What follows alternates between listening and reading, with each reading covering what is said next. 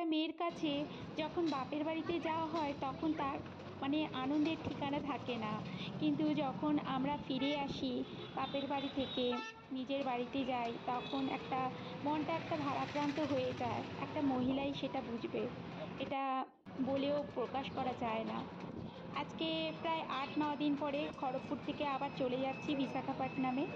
এখন বিকেল প্রায় 3টে, সাড়ে 3টের মতন বাজে। আজকে আমরা করমণ্ডলে যাব, ওই জন্য তাড়াতাড়ি বেরিয়ে গেলাম।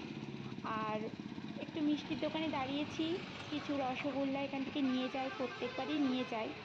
মিষ্টির বাবা 4টে ডাব্বা নিল, একদম নিয়ে আমরা স্টেশনে পৌঁছে গেলাম। আর ট্রেনের অপেক্ষাটা বসে আছি, মনটাও একটু খারাপ লাগছে, যেতে তো হবেই। ট্রেন চলে এসছে, আমরা উঠেও গেছি। এখন উঠে চুপচাপ বসে আছি, কারণ আজকে সিটগুলো একদম রিজার্ভ ছিল। আমাদের মানে নিচে পাইনি, আমরা আপার সাইডে আর মিডিলে আর একদম উপরে পেয়েছি। কিছুক্ষণ বসে থাকার পর আমরা খাওয়া দাওয়া করে নেব, আর ভোর 4টের সময় ঘরে পৌঁছাবো।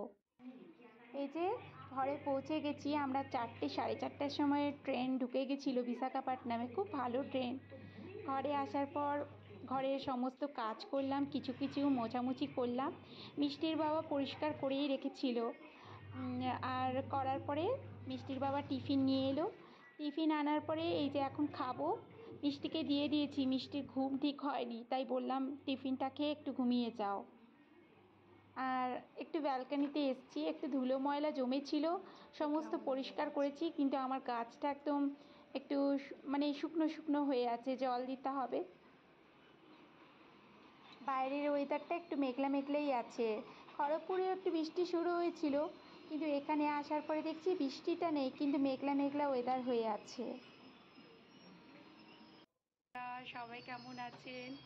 আর অনেক দিন পরেই আপনাদের সঙ্গে কথা বলছি, খড়গপুর থেকে চলে এলাম। চলুন টিফিনটা এবার খেয়ে নেব, আর মিষ্টির বাবার ডিউটি আছে, টিফিন খাওয়ার পর ও চলে যাবে। আজকের ভিডিওটা তাহলে এই পর্যন্ত, সবাই ভালো থাকবে।